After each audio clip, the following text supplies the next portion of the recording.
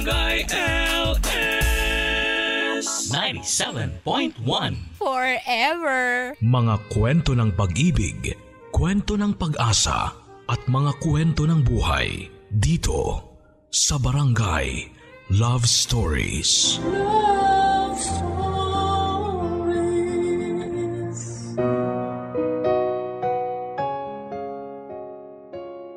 Marami sa atin ang nabibiktima ng maling pagmamahal. Marami rin sa atin ang patuloy na nagpapabiktima kahit na alam nilang hindi na dapat dahil akala nila doon lang sila pwedeng maging masaya. Ikaw, kapuso, nabiktima ka na ba ng maling pagmamahal? Hindi na bago sa atin ang pagiging marupok pagdating sa pag-ibig. Marami sa atin ang ilang beses nang nakatisod ng maling pag-ibig pero patuloy pa rin ang pagbangon para muling habulin ang mali. Matagal bago tayo matauhan at maisip nating mali na ang hinahabol natin. Minsan kailangan pang tumodo ang sakit bago mo pakawalan. Minsan kailangan pang maging grabe ang epekto sa iyo bago mo maintindihan na kailangan mo nang bumitaw.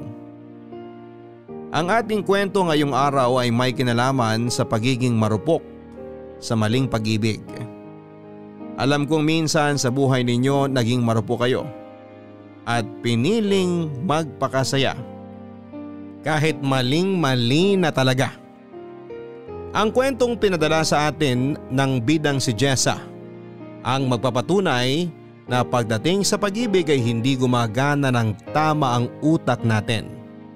Alamin natin ang kanyang kwento dito lamang sa Barangay Love Stories.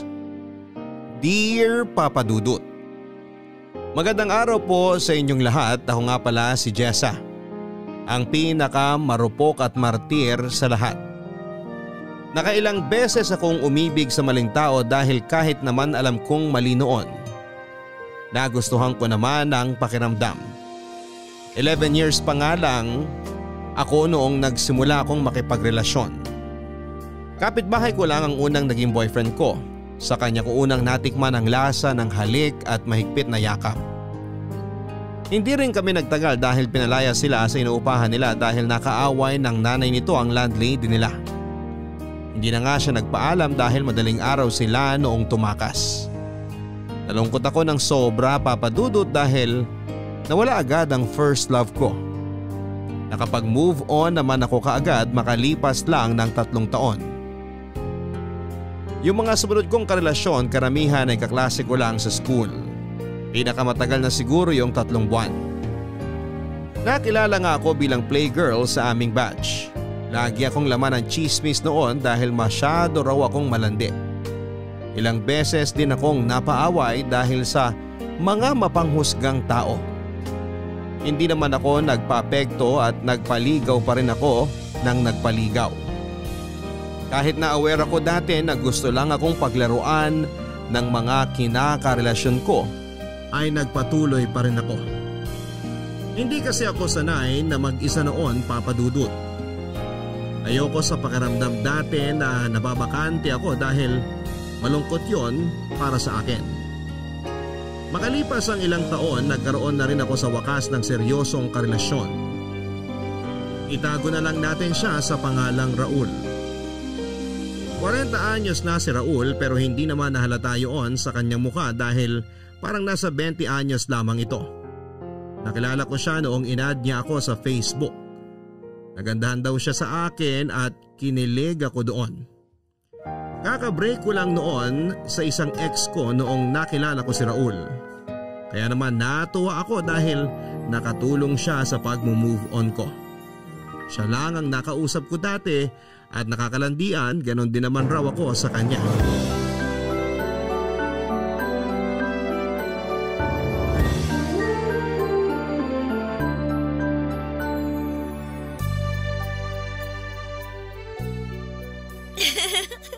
Nakakainis ka naman eh. Masyado mo akong pinapakilig.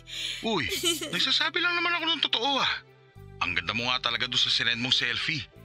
Kakagising mo lang ba talaga nun? Oo naman. Nahiya nga ako kasi may muta pa yata ako nun eh. Ang linis nga ng mga mata mo eh. Parang dinilaan ng tuta. Grabe ka! Nakakatawa ka talaga. Isisave ko yung picture mo para may inspirasyon ako habang nagtatrabaho. Saka para mas ganahan ako sa pagkain ko.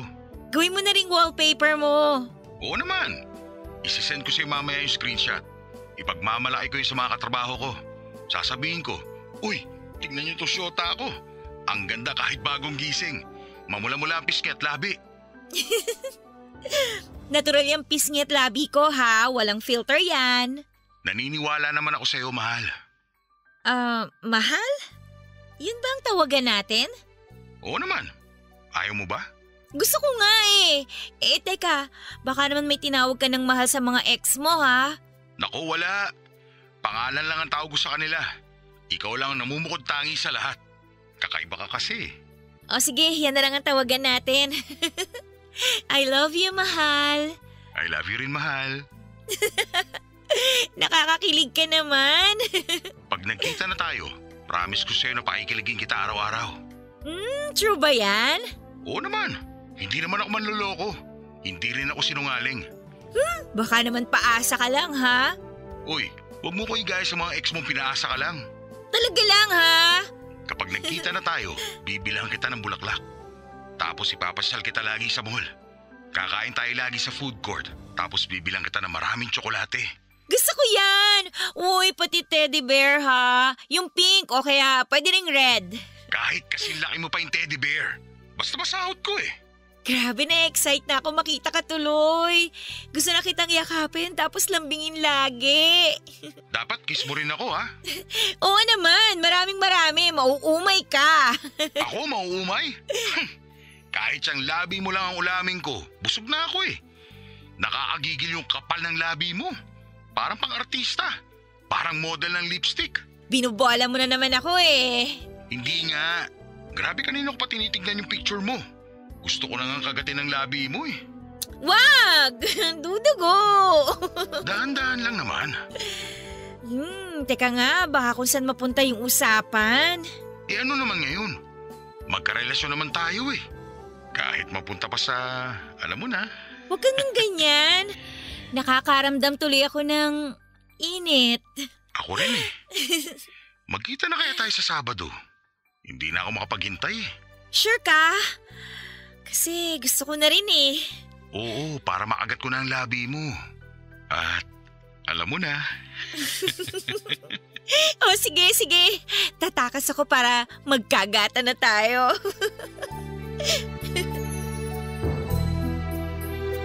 Sa unang pagkikita namin ni Raul ay may nangyari agad sa amin. Nagkatubili pa ako noong una pero napilit niya ako.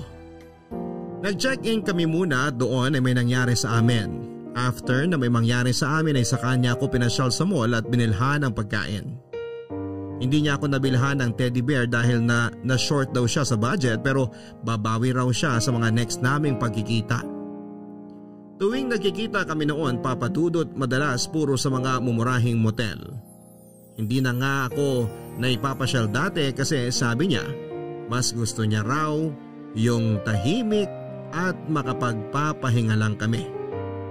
Nagustuhan ko rin naman yung ganon, yung tipong nagyayakapan lang kami magdamag hanggang makauwi na ako. Never akong naihatid sa bahay dahil sabi niya natatakot daw siya sa mga magulang ko at naiintindihan ko naman yon.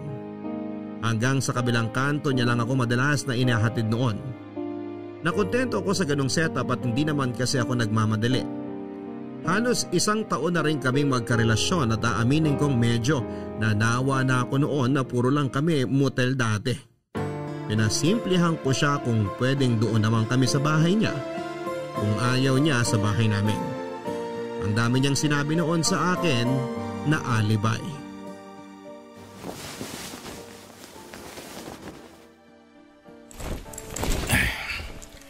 Sunduin na lang ulit kita sa Sabado ha.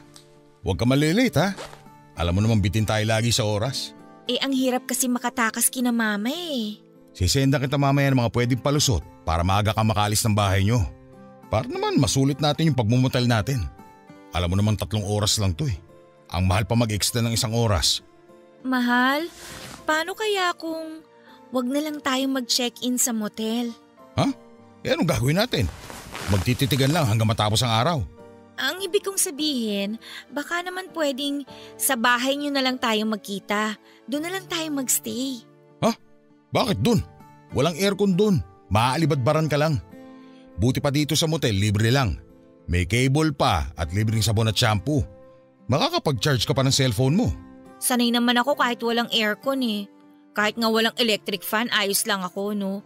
Lamigin din kasi ako eh. Basta, mas okay na dito. Para sana hindi ka na rin gumastos lagi ng pang-check-in natin. Ipangkain na lang natin kaysa gumastos sa motel. At least sa bahay ninyo, libre.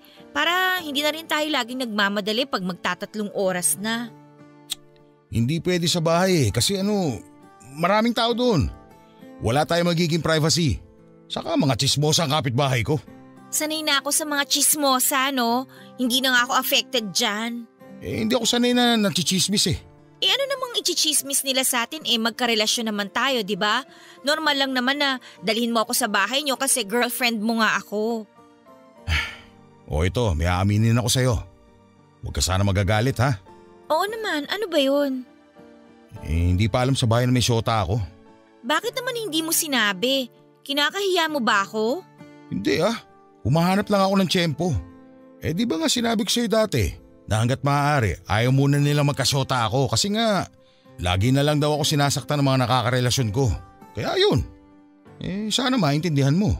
Ay, kawawa ka naman, mahal. Hayaan mo, hindi naman kita sasaktan. Tsaka hindi ako gagaya sa ibang ex mo, no? Talaga? Oo nga! O sige na nga, kapag ready ka na, tsaka mo na ako dalhin sa bahay ninyo. Ang understanding mo talaga kaya love na love kita eh. Ikaw kaya, maging understanding ka kaya sa sasabihin ko sa'yo? Ano yun? Hindi ako 19 years old. Ha? Magsi-17 pa lang ako next month. Ano? Oh, huwag kang magalit, please. Paano hindi ako magagalit? Niloko mo ako. Anak ka ng… Kasi gusto lang talaga kita. Kaya nung sinabi mong 40 years old ka na, natakot ako na baka hindi mo ako patulan kaya sinabi kong 19 na ako. Ano ba naman yan, Jessa? Sorry na, mahal. Malapit na rin naman ako mag-17 eh. Tapos konting pikit lang, 18 na ako. O diba? Hindi to pwede. Maghiwalay na tayo. Ayoko makulong. Minor de edad ka pa lang. Raul, wag. Huwag mo naman akong iwan. Kasalanan mo eh. Niloko mo ako sa edad mo. Nagawa ko lang naman yun kasi mahal kita eh. Please, mahal. Sorry na. Huwag kang alis. Please. Alam mo ba itong ginawa mo, ha? Alam mo bang pwede umakulong sa ginawa mo? Makasarili ka. Paano naman ako? Tapos na to. Tapos na tayo. Raul, wag. Please, wag. Raul, mamamatay ako kapag iniwan mo ako.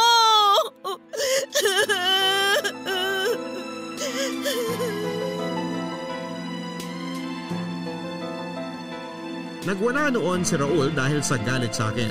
Natakot ako dahil yun ang unang beses na nakita ko siyang nagalit ng ganon. Ilang beses ko siyang sinubok yakapin pero ilang beses niya akong tinulak papalayo sa kanya na para bang diring-diri ito. Naintindihan ko naman siya at malaki talaga ang pagkakamali ko sa kanya. Nakiusap ako at lumuhod pa ako sa harapan niya para hindi niya ako iwanan. Nakapag-desisyon na siya noon na hiwalayan na ako pero napigil ko siya noong inoffer ko ang katawan ko. Muling may nangyari sa amin kapalit ng hindi niya pagalis. After noon, nag-ausap kami na talagang ililihim na namin ang relasyon namin. Pumayag naman ako dahil sa takot na mawala siya noon sa buhay ko. Pinagbutihan pa namin ang paglilihim ng relasyon namin. Natakot na ng sobra si Raul at kinakailangan niya mag-ingat dahil kapag nahuli kami, marahil ay kulong ito. Lahat ng utos nito sinusunod ko, wag lang siyang mawala sa akin. Naramdaman ko na nagbago na ito at medyo nanlamig. Naintindihan ko naman siya kung bakit. Kaya naman lahat ginawa ko. Bumalik lang ang dating sigla ng relasyon namin. Barangay Love Stories. Barangay Love Stories. Ang mga Kapuso shows mapapanood at mapapakinggan din abroad via GMA Pinoy TV, GMA Live TV, at GMA News TV channels. Para mag-subscribe, visit www.gmapinoytv.com. Follow us at GMA Pinoy TV on Facebook, Twitter, Instagram, YouTube, Viber, and TikTok for the latest updates on Kapuso programs, artists, events, promos, and more. Salamat, Kapuso! Barangay Love Stories. Barangay Love Stories.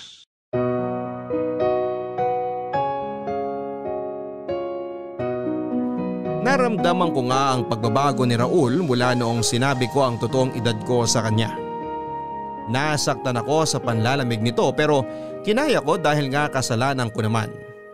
Naging bihira na rin ang pagkikita namin at madalas na hindi na nga natatapos ang 3 oras namin sa motel. Hindi na mahigpit ang mga yakap niya noon. Pati ang mga halik ay mababaw na rin. Hindi na ito masyadong nagchat-chat sa akin noon at saka lang magpaparamdam kapag gusto niyang magsiping kaming dalawa. Tiniis ko ang lahat ng yon sa takot na iwanan niya ako. Naging clingy ako dahil sa panlalamig nito, Papa Dudut. Pero mas lalo nga itong nairita sa akin dahil sa ginagawa ko sa kanya. Na-inlove na ako sa kanya ng todo, yun ang unang beses na talagang na-inlove ako ng totoo. Hindi ko na-handle ng maayos yung nararamdaman ko kaya ang labas ay nasakal siya sa sobrang pagmamahal ko. Dahil doon ay mas lalo tuloy na bawasan ang mga pagkikita at pakikipag-usap nito sa akin. In-unfriend na nga rin niya ako sa Facebook at sinabi niyang mag-text na lang daw kami dahil delikado sa Facebook. Sinunod ko naman yon, lahat ng gusto niya, sinunod ko. Baka sa susunod na buwan na tayo magkita ha? Bakit? Busy sa trabaho. Basta lagi mo akong i-update ha. Ite-text na lang kita kapag magkikita na tayo. So habang wala ka, hindi tayo magkakausap kahit sa text lang? Oo, para safe. Mamaya pakialaman pa na magulang mo yung cellphone mo. Mabisto pa tayo. Mahirap na. Okay. Oh, nagtatampo ka? Hindi. Alam ko na yung ganyan mo eh. Kasi naman napapansin ko sa'yo tsaka ka lang magte-text sa akin kapag gusto mong mag-ano tayo. Tapos halos 1 oras lang tayo dito sa motel. Wala na yung dating yakap, yung halik, nood ng TV. Lagi ka nagmamadaling umalis. Alam mo naman yung sitwasyon natin, di ba? Oo, alam ko. Pero sana naman huwag ka man lamig sa akin. Huwag mong iparamdam na sex lang ang habol mo. Uy, hindi totoo yan. Mahal pa rin naman kita. Gusto ko lang talaga mag-ingat. Okay. Tara na nga, baka mahuli pa tayo. Nakakahiya naman sa'yo. Teka nga, huwag ka na magtampo. Ha? Sorry na. Babawi ako sa next. Lagi ka namang ganyan Napaka-arte mo, alam mo ba yun? Ang hirap mo suyuin. Napakaisip bata mo. Sa bagay, bata ka pa talaga. Minsan ka na nga lang manuyo, ganyan ka pa? Ayoko na. Bahala ka sa buhay mo. Nakakasawa ka na. Maghiwalay na tayo. Wag! Sorry na. Sige, okay na ako. Okay na. Ayoko na talaga, Jessa. Nakakapikon ka na eh. Mabuti pa talaga una pa lang tinapos ko na to. Sana pala hindi na ako nagpatokso ulit sa'yo. Hindi, wag! Wag mo naman akong iwan, please! Mahal na mahal kita. Okay na kahit hindi na muna tayo magkita. Kahit hindi mo ako i-text. Kahit na sex lang ang habol mo. Sige! Ipamukha mo pati subat sa akin na sex lang ang habol ko sa'yo. Sige pa! Iiwan na talaga kita. Raul! Huwag ka namang ganyan. Huli na to. Ayoko na talaga. Buntis ako! Sobrang desperado mo na talaga, no? Para gamitin niya ang pagbubuntis. Pinagpipilis kita, huwag kang tanga. Hindi ko ginamit yon. Lahat tinapon ko. Anong katangahan ang pumasok sa utak mo? Bakit ka nagpabuntis sa akin? Kasi nga, mahal kita. Dahil sa ginawa mo, mas lalo ako nawalan ng gana sa'yo. Dinagdagan mo na naman ang kasalanan mo sa akin. Bahala ka na sa buhay mo. Ito na ang huling pagkikita natin. Yung dinadala mo, problema mo na yan. Labas na ako dyan. Ikaw ang problema dito dahil marami akong ebidensya na ikaw ang nakabuntis sa akin. Akala mo takot ako? Wala kang hawak sa akin, Jessa!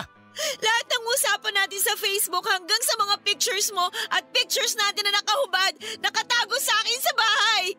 Gagamitin ko yung laban sa'yo kung hindi mo ako paninindigan. Anong ginawa mo, Jessa? Babaliw ka na! Gusto mo talaga sirain ang buhay ko! Hindi naman masisira ang buhay mo kung itutuloy natin to eh. Itanan mo ako, malayo sa pamilya ko. Walang makakaalam kung sino ako pag nasa inyo na ako. Hindi nila malalaman yung edad ko. Sige na, magsama na tayo. Jessa! Jessa! Ano ba itong pinasok ko? Raul, huwag mong gawin yan. Huwag mo iuntog yung ulo mo sa dingding. Yun lang naman kasi ang paraan para hindi ka makulong eh. At para maging masaya na tayong dalawa. Magiging pamilya na tayo.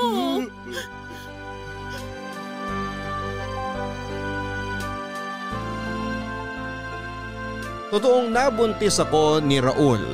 Pina-check up niya ako at nakumpirmang totoo nga. Bala ko sana noon na ipaalam sa kanya sa next naming monthsary pero dahil tinakot na ako nitong iwan niya, nasabi ko tuloy ng mas maaga. Nakita ko sa mukha niya yung sobrang galit sa akin pero wala siyang nagawa noon dahil ayun na yung sitwasyon. Natakot naman itong makulong kapag iniwan ako lalo't marami na akong alam na detalye sa kanya maliban na lang syempre kung saan siya nakatira. Pinagplanuhan namin ang mga susunod naming gagawin. Madaling araw nang tumakas ako sa bahay namin para itanan ni Raul.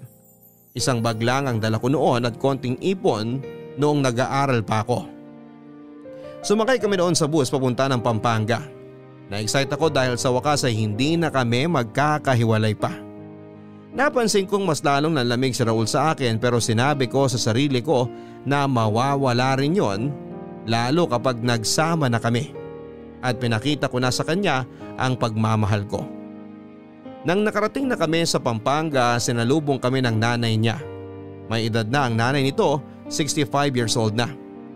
Napakabait ng mukha at halatang maunawain ang nanay niya at nagulat ito nang ipinakilala ko pero hindi na ito nagsalita ng kung ano pa. Nasiyahan ako sa ilang araw na nagstay ako sa bahay nilang mag-ina. Nagkasundo kami kaagad ng nanay niya at tinulungan ko siya sa mga gawaing bahay. Madalas ay wala noon si Raul dahil nga malayo ang trabaho niya sa bahay kaya tuwing Biyernes hanggang Lunes lamang ito ng umaga kung nasa bahay. Sinulit ko na lamang ang mga araw na magkasama kami at inalagaan ko siya. Naramdaman kong galit pa rin ito sa akin at nakita kong problemado siya sa kalagayan ko. Hindi ko na lang pinansin ang lahat ng yon dahil sobrang masaya ako na mag-asawa na kaming dalawa. Jessa! Jessa! Bumangon ka muna dyan. Ha? Umaga na ba? Sandali, ihahanda ko yung pagkain mo. 1:00 pa lang na madaling araw. Oh, bakit mo ako ginigising? Halika sa labas. May papakilala ako sa'yo. Sino ba yun? Siya na ba yon? Ito na nga siya. Bata pa nga talaga. Jessica mo ang pangalan? Oo. Ilang taon ka na? 17 po. Ilang buwan na yung pinagbubuntis mo? Magtatatlong buwan na po. Parang aliit masyado ng tiyan mo. Sigurado ka bang buntis to, Raul? Oo nga. Andyan lahat yung records niya nung nagpa-check up. Kasama pa ako. Hey, may dagdag na namang papakainin dito sa bahay. Hindi naman masyado matakaw yan. Parang ibon lang kung kumain. Pag lumaki pa yung tiyan niya, siguradong dodoble ang pagkain yan. Mas lalo kapag nagpapadede na yan. Kailangan marami ang kainin. Paano mo alam yan hindi ka pa naman nanay? Ayaw mo nga maging nanay eh. Wala kang pakialam sa matris ko. Tumutulong naman ba yan dito sa bahay? Oo naman. Hindi ba, Jessa? Opo. Masipag po ako. Lagi ko pong tinutulungan si nanay kapag naglalaba. Di lang dapat paglalaba, pati paglilinis ng lahat-lahat dito sa bahay. Ayoko nang madumi. Opo, kasama na rin po yun. Paano yan Raul kapag lumaki na ang tiyan yan? Mahihirapan na yung magtrabaho dito sa bahay. Baka dagdag pasanin pa yan kay nanay Alam mo namang nirarayo mo na yung matanda. Hindi yan. Magandang ang galaw ng galaw itong si Jessa para hindi siya mahirapan manganak. Exercise na lang niya yung paglilinis dito. Opo, yun nga rin po ang sinabi ni nanay sa akin para mapadali daw po ang panganganak ko. Baka naman maselan ka magbuntis Ayoko ng ganon. Nakita mo naman tong bahay namin, maliit lang. Wala kaming maiaabot sa'yo na luho mo. Lalo na yung pinaglilihian mo. Magtimpi ka sa mga pinaglilihian mo Hindi pa naman po ako naglilihi. Kapag naglihi ka na, ang sabi ko. Opo. Wala naman po kayong problema sa akin doon. Ate Myra na lang ang itawag mo sa akin. O siya, matulog na tayong lahat at maaga pa ako mamaya. Jessa. Ano yan, mahal? Doon ka kay nanay tumabi ngayon hanggang sa mga susunod na gabi. Ha? Bakit? Tabi kami ni Myra. Ha? Di pala namin nabanggit. Asawa ko ni Raul.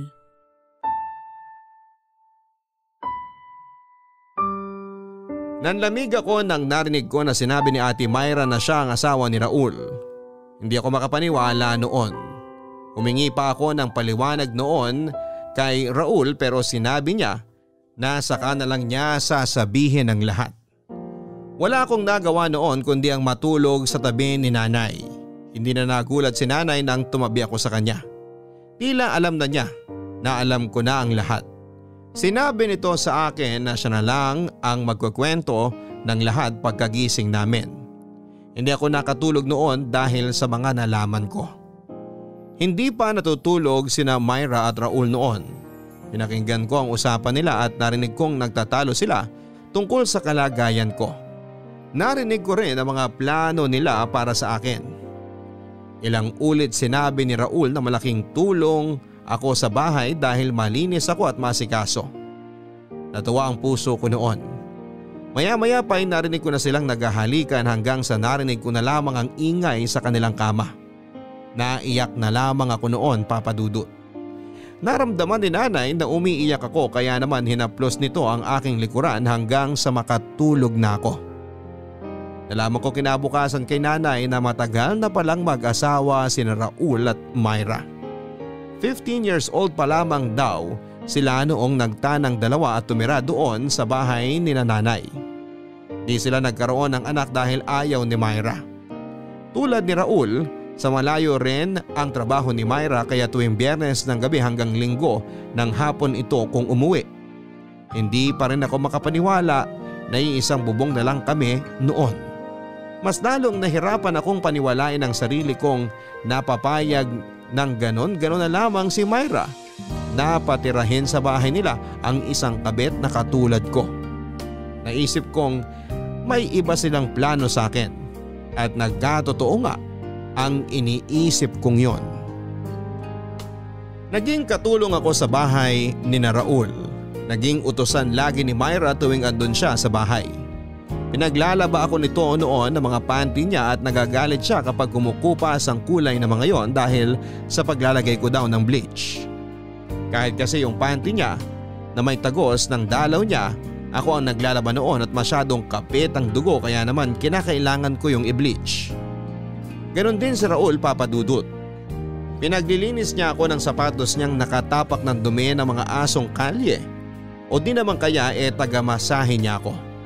Lahat ng gawaing bahay, mabigat man o magaan, ako ang pinagtatrabaho nila. Kapag hindi nakatingin si Raul at Myra, tinutulungan ako ni nanay. Pinagbawalan na nga nilang magtrabaho pa si nanay dahil matanda na ito, kaya ako na ang pinaaako nila sa mga gawaing bahay. Papadudot, nahirapan na ako sa sitwasyon ko.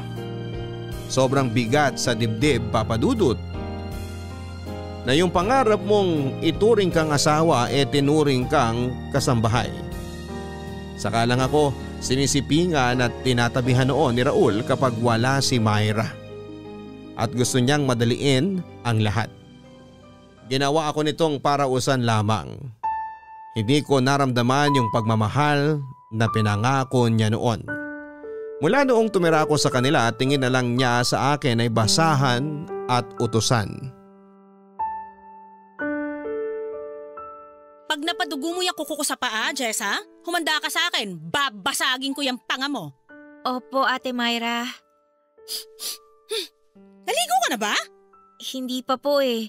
Pagkatapos ko na lang pong linisan tong kuko ninyo. Ang baho mo! Sobrang asim ng amoy mo! Hindi pa po kasi ako nakaligo kagad kanina. Kasi po inutusan niyo ako maglaban ng bedsheet niyo. O parang nagrereklamo ka? Ay, hindi naman po, ate. Kung nagrereklamo ka na, mabuti pa umalis ka na dito para mabawasan yung pinapakain namin ng asawa ko. Hindi po ako nagrereklamo. Sinasabi ko lang po yung ginawa ko kaya po hindi po ako nakaligo. Sorry po. Sa amoy mong yan? Ewan ko talaga kung bakit ka natiis ikama ng asawa ko. Hindi naman po ako bahuin. Ngayon lang po talaga dahil nababad po ako sa pawis. Wag mo na akong rasunan. Mabaho ka talaga. Saka tingnan mo nga yung itsura mo. Ang bata-bata mo pa pero mukha ka ng 40. Pasensya na po talaga. Akala ko naman kung napakaganda mo nung sinabi sa akin ng asawa ko na nabuntis ka niya.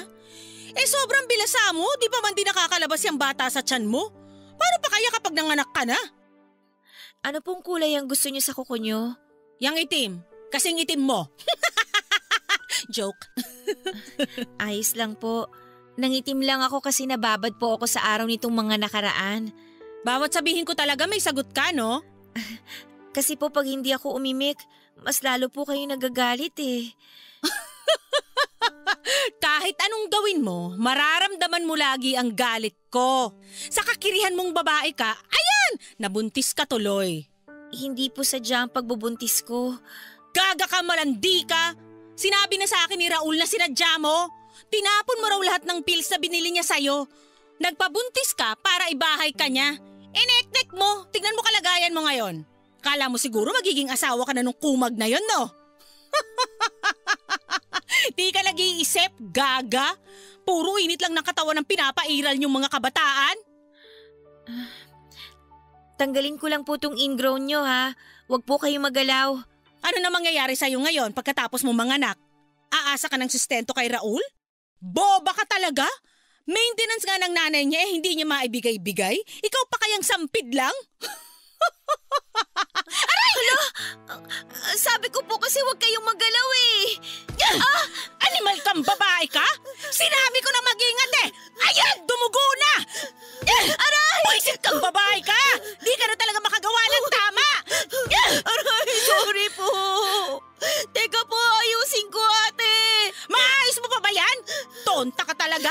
Ano yan? Matatanggal mo yung sugat? Ano ka? Faith healer? So sorry po talaga! Kukuha lang po ako ng... Aray! Aray ko! Dali mo kumuha ng alcohol doon! Gigigil ako sa'yo eh! Leche kang kabit ka! Leche!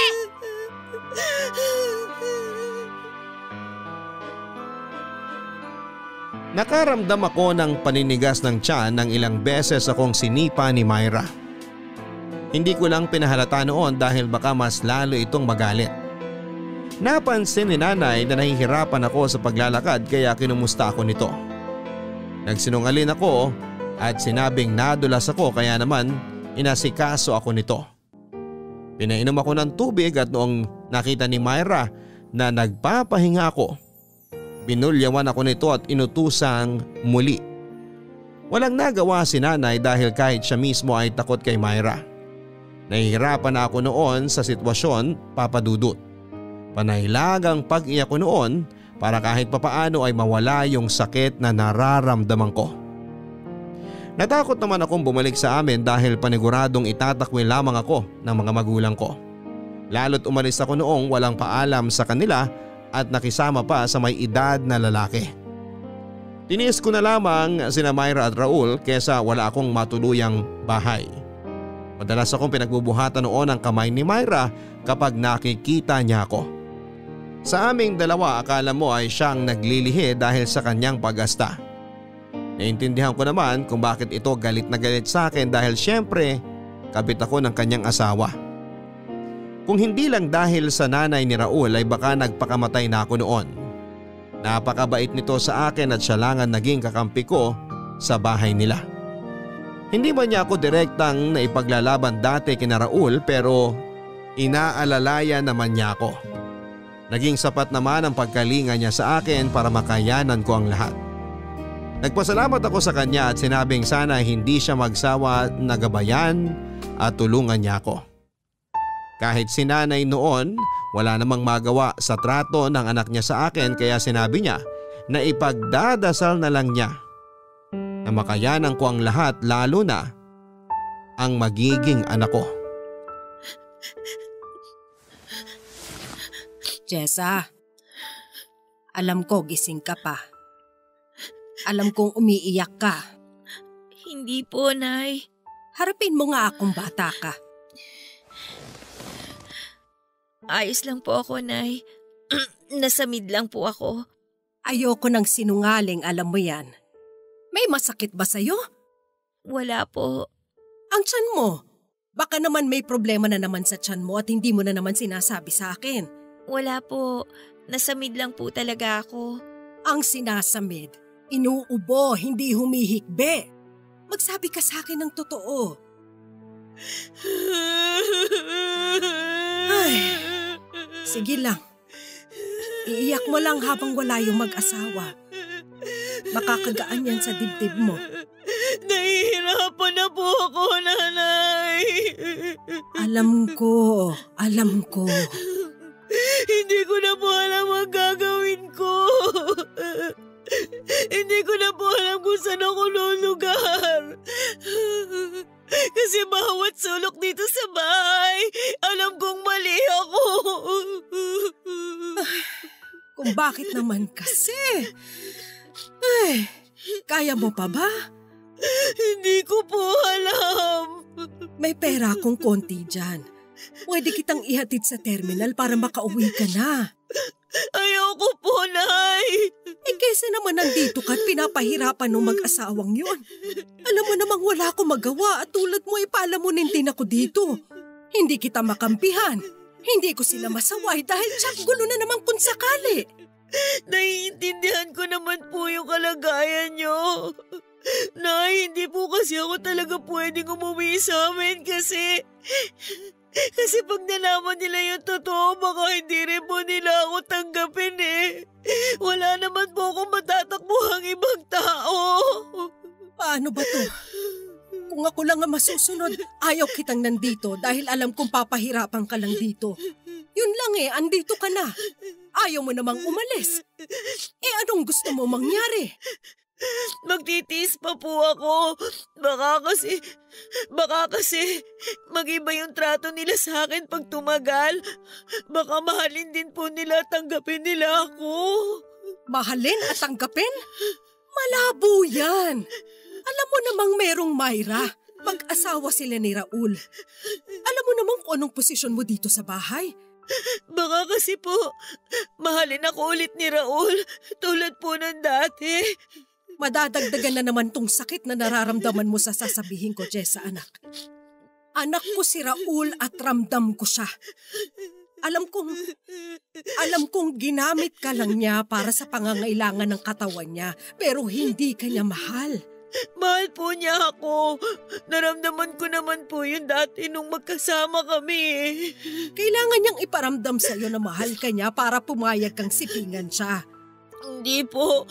Totoo po yung naramdaman niyang pagmamahal sa akin dati. Ganito na lang. Kung mahal ka niya, ikaw dapat ang pinili niya. Ikaw dapat ang nandito, wala si Myra.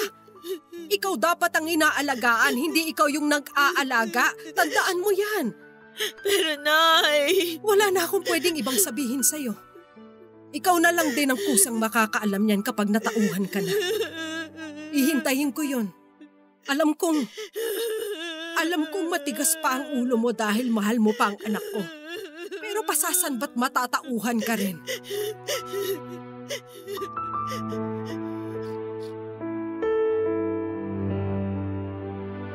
Ilang beses akong inofera ng tulong ni nanay na makaalis na sa poder nila. Ilang beses ko rin siyang tinanggihan dahil ayoko talagang umalis. Bukod sa wala naman talaga akong ibang mapupuntahan ay sobrang mahal ko pa kasi noon si Raul. Sa tuwing naiisip ko noon na malalayo ako sa kanya, nasasaktan ang loob ko dahil alam kong nahulog na ako ng sobra sa kanya. Kahit mali na ang pagtrato niya sa akin. Dinasal ko na sana balang araw bumalik ang dating pagtingin nito sa akin, lalo na noong nagsisimula pa lang kaming dalawa. Hiniling ko na sana ay makatulong yung magiging anak namin para makita niyang mahalaga rin ako sa kanya. Inalagaan ko ang ipinagbubuntis ko sa takot na baka kapag nakunan ako, papalayasin na ako ni Raul. Alam ko naman dati na kinuha niya lang ako dahil may pananagutan siya sa akin. At hindi dahil gusto niya. Sinuguro kong maayos ang kalagayan ng anak namin dahil ito ang susi para maging ayos na ang lahat sa amin ni Raul. Papadudod para akong naging masamang ina dahil ginamit ko ang anak ko para mapalapit kay Raul. Barangay Love Stories. Barangay Love Stories. Ang mga Kapuso shows mapapanood at mapapakinggan din abroad via GMA Pinoy TV, GMA Live TV at GMA News TV channels. Para mag-subscribe, visit www.gmapinoytv.com. Follow us also at GMA Pinoy TV on Facebook, Twitter, Instagram, YouTube, Viber, and TikTok for the latest updates on Kapuso programs, artists, events, promos, and more. Salamat, Kapuso! Barangay Love Stories. Barangay Love Stories. Lumipas ang ilang pang buwan at nakapanganak na ako, Papa Dudut. Hindi may pintaang saya ko noon ang makita at mahawakan ko ang aking anak. Nagpapasalamat ako sa Diyos dahil hindi naging mahirap ang pagluwal ko sa aking anak na lalaki. Nalungkot lamang ako dahil ni minsan ay hindi ako dinalaw ni Raul sa ospital. Si nanay lang ang umasikaso noon sa lahat mula nung tinakbo ako sa ospital hanggang sa makalabas. Pinaniwala ko na lamang ang sarili ko at sinabing baka babawi rin si Raul kapag nakita na niya ang anak namin. Pero hindi dahil mas lalo itong nanlamig sa akin. Ni minsan hindi niya kinarga ang anak namin o kahit tapunan man lang ng tingin. Pinagpahinga nila ako ng 1.5 buwan para may lakas akong muli para makapagtrabaho. Namayat ako noon dahil hindi sapat ang kinakain ko dahil tinipid nila akong mag-asawa. Dinamihan na lang ni nanay ang sabaw sa mga ulam namin, ganoon na rin ang sa kanin para makatulong sa gatas ko. Hindi binilhan ni Raul ng diapers ang anak namin. Inabutan niya lang ako ng lumang damit niya para gawin ko raw na lampin. Pwede ko rin daw labhan noon ang lumang basahan para idagdag. Pero pinigilan ako ni nanay. Wala rin naman akong nagawa noon dahil wala rin akong pera.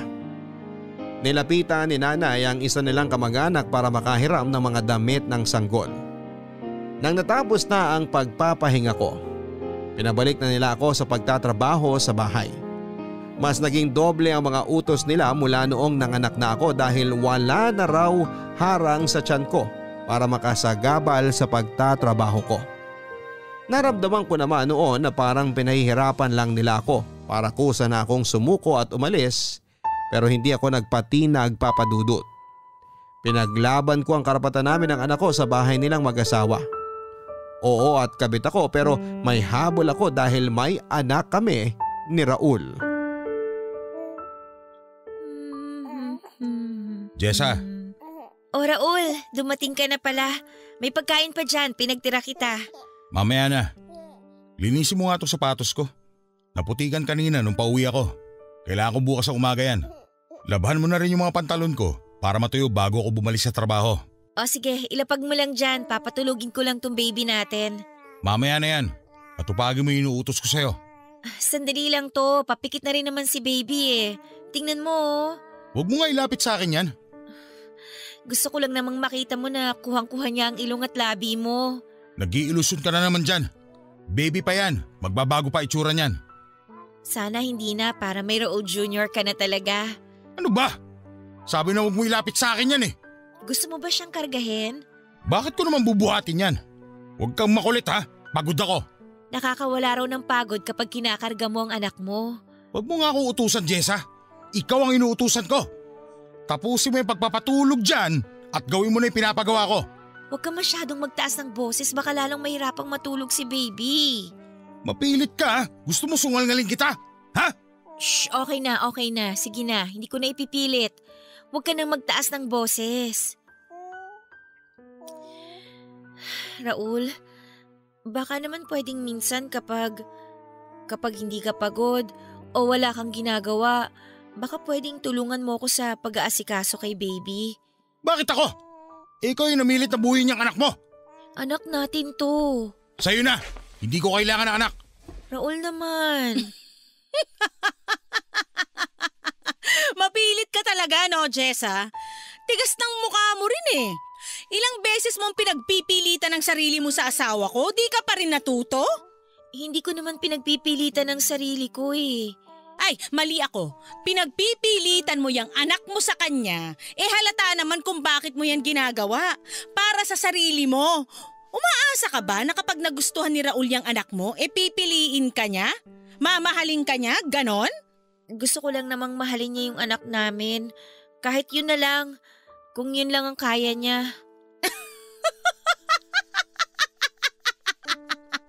Para ka namang aping-api. Bagay sa'yo mag-artista, no?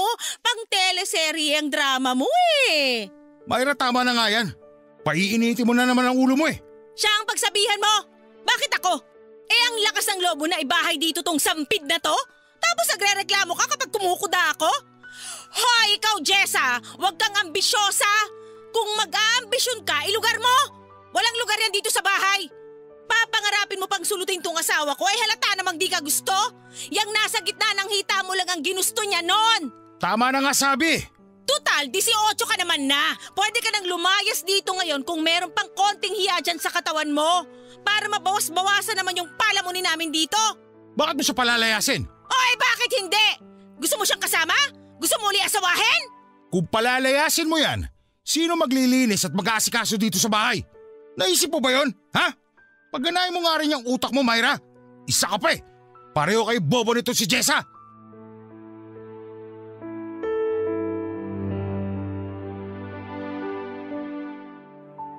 Akala ko pinagtanggol na niya ako noon pero may dinagdag pa pala ito na nagpasama lang lalo ng loob ko. Talagang kasambahay lang ang naging turing nito sa akin. Nasaktan ako noon na akala ko yung papanigan niya ako sa dulo. Pero sa huli ay nilaglag din pala niya ako. Doon ko nakumpirma kung ano ba talaga ako sa buhay niya. Isa lamang akong tagalinis niya ng bahay, tagalaba, tagalinis ng sapatos, tagahain ng pagkain at naiiyak na lamang ako habang nangihinayang sa mga dinasal ko na maging ayos kaming dalawa dahil wala naman palang iaabot sa akin ng Diyos na kasagutan sa mga yon. Para na akong patay noon sa totoo lang, Papa Dudut. Wala na akong ibang nararamdaman kundi puot at sakit. Kung di dahil kay nanay ay baka bumigay na ako noon. Ipinagpatuloy nila ang pagpapahirap sa akin at sumunod na lamang ako para hindi na ako masyadong pag-initan pa. Nanghihina na ang katawan ko, Papa Dudut, at tuwing humaharap ako sa salamin ay hindi ko na nakikita ang dati kong magandang mukha. Nagmukha na akong kalansay na madalas ay nagkakasakit dahil kulang sa nutrisyon. Pinagmasdan ko ang aking anak at konti na lang at magagaya na siya sa akin dahil sa kapayatan. Naiyak na lamang ako dahil wala akong maibigay na magandang buhay sa anak ko. Ni minsan ay hindi ako inabutan ni Raul ng pambili ng kahit na vitamins man lang sa anak ko. Nagkasya ako sa paunti-unting inaabot ni nanay na pera sa akin para makabuo at makabili ng mumurahin na gamot para sa amin. Nakakuha naman ako ng mga gamot at vitamins pero yung malapit nang ma-expire. Pero kinukuha ko pa rin dahil mura dahil yun lang ang kinakaya ng aming mga bulsa.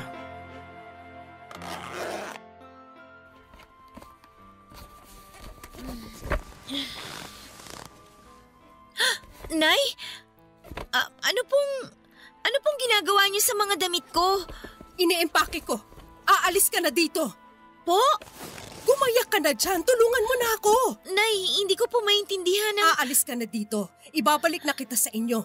Huwag ka na dito. Nay, alam niyo naman pong wala akong ibang mapupuntahan. Nay, ano ba? Itigil niyo na po yan. Hindi! Aalis ka dito. Sasamahan kita hanggang sa inyo. Ako ang magpapaliwanag sa magulang mo. Nay, ayoko! Please po, dito na lang po ako. Kaya ko po naman po eh. Huwag niyo na po akong alalahanin. Nasasanay na rin po ako, Nay. Ako naman ang hindi masasanay sa nangyayaring kademonyohan dito sa bahay. Mula ngayon, ako na ang masusunod. Kaya mag-ayos-ayos ka na dyan habang wala sila. Itatakas na kita. Nakahiram na ako ng pera. Jessa! Anong ginagawa mo? Ibabalik ko po sa cabinet itong mga damit ko. Hindi po ako aalis, Nay. Dito lang po ako. Dito lang kami ni Baby. Ito na ang bagong pamilya ko. Kayo na po ang pamilya ko. Ano ka ba namang bata ka? Hindi ka na ba talaga marunong makinig, ha? Hinihintay kitang matauhan pero wala. Hanggat hindi ka nakakalabas sa bahay na to, hindi mangyayari yon. Huwag ka na matigas ang ulo, Jessa. Hayaan niyo na lang po kasi ako, Nay. Okay naman po ako dito eh. Andiyan naman kayo para kahit papano gumagaan ang lahat. Wala nang igagaan pa ang sitwasyon mo. Gumising ka nga. Ano bang pinakain sa'yo ng anak ko at ganyan ka kung umasa sa kanya? Mahal ko po siya, Nay. Mahal ko siya. Kaya hayaan niyo na lang po akong dumiskarte para maibalik ko sa akin si Raul. Walang maipabalik sa'yo kasi hindi naman siya sa'yo. Pwede po siya maging akin kasi may anak na po kami eh. May apo po kayo. Ayaw niyo po ba ng buo tayo? Pwede niyo naman po akong isali na parte ng pamilya niyo eh, di ba, Nay? Jessa! Jessa!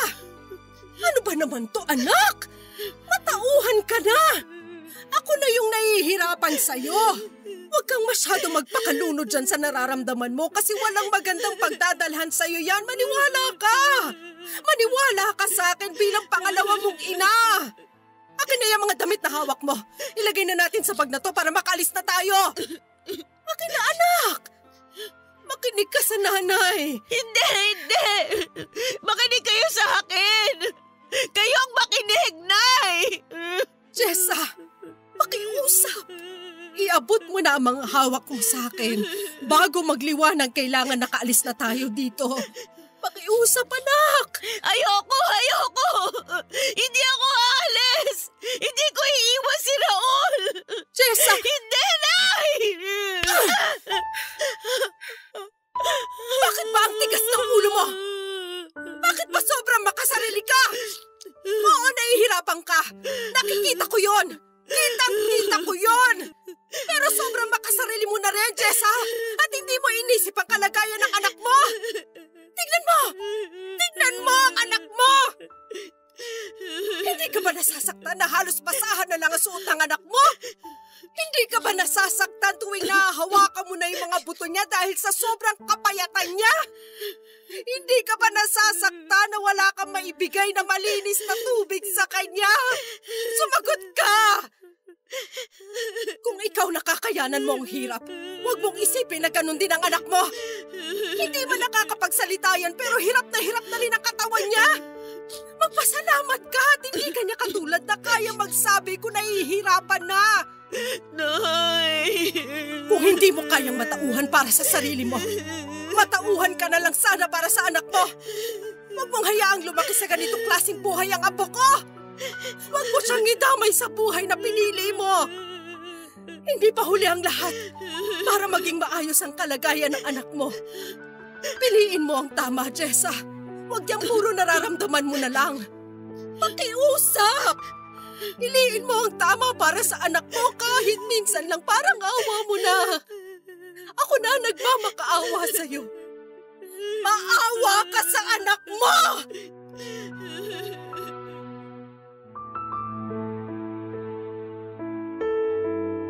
Bago magliwanag ay nakaalis na kami ni nanay sa bahay. Natatandaan ko pa, nilingon ko pang muli ang bahay noon bago kami sumakay ng tricycle para magpahatid sa terminal. Hindi natigil ang pag-iyak ko habang bitbit ang anak ko. Sa mga sinabi ni nanay sa akin ay natauhan ako. Natauhan ako hindi dahil sobrang nahihirapan na ako, natauhan ako dahil sobrang nahihirapan na ang anak ko. Napakasakit na tignan ang anak ko habang hinahawakan ang humpakat na mamayat niyang mga pisngi. Naiyak na lamang ako nang maramdaman ko ang pagnipis ng kanyang katawan dahil sa kakulangan sa tamang aruga at nutrisyon. Mula noon, Papa Dudut, ay nangako ako na babawi ako sa kanya sa ilang daang beses na pinabayaan ko siya sa kakahabol sa atensyon ng tatay niya. Patanghali na noong nakarating kami sa bahay namin. Sinalubong kami ng aking mga magulang at naramdaman ko noon ang galit nila pero napigilan nito noong nagpaliwanag na si nanay sa kanila. Sinabi nito ang lahat at tinulungan ko siya para suportahan ang mga detalyeng binahagi niya sa mga magulang ko. Noong araw ding yun ay niyakap ako ng mga magulang ko para tanggapin ako pabalik sa buhay nila. Nagalit sila, oo, pero mas nangibabaw ang pananabik nilang makita akong muli at makasama ang kanilang apo. Nagpaalam na rin si nanay para umuwi na sa kanilang bahay sina Raul. Nag-alala ako na baka pag-initan siya pero sinabi niyang kaya na raw niya ang sarili niya. Kung sakali man daw nakagalitan siya noon, nang mag-asawang yon ay haharapin daw niya at ipamumukha sa kanila kung sino ang totoong batas sa kanilang bahay. Tulad ko ay natauhan na rin si nanay. Hindi na ito pumayag na sumunod-sumunod na lamang sa mga maling gusto ng mag-asawang sina Raul at Myra. Ilang taon na ang lumipas, Papa Dudut, at ngayon ay maayos na kami ng anak ko. Hindi ko na muling pinakita ang anak ko kay Raul.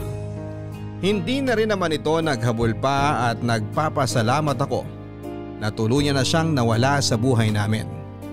Nag-focus ako sa buhay namin mag-ina at hindi muna naghanap ng karelasyon dahil sa trauma na naranasan ko kay Raul. Hindi ko naman sinasara ang pintuan ko sa posibilidad na magmahal ulit pero sisiguraduhin kong hindi na ako magbibigay ng sobra pa sa kaya ko. Maraming salamat po sa pagbasa ng aking liham. Ako ang inyong kabarangay forever, Jessa.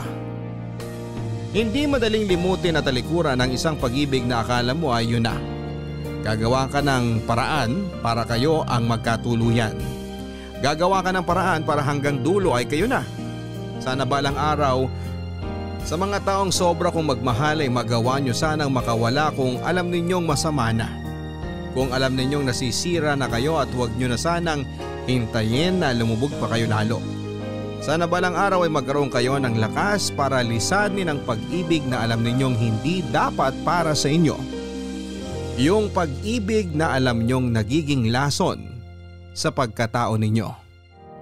Ito po ang mga kwento ng pag-ibig, buhay at pag-asa sa Barangay Love Stories number 1. Mga kwento ng pag-ibig, kwento ng pag-asa at mga kwento ng buhay dito sa Barangay Love Stories. Love Stories.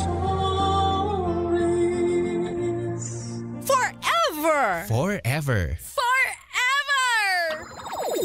Nagustuhan ng iyong napakinggan? Ituloy yan via live stream sa www.gmanetwork.com/radio.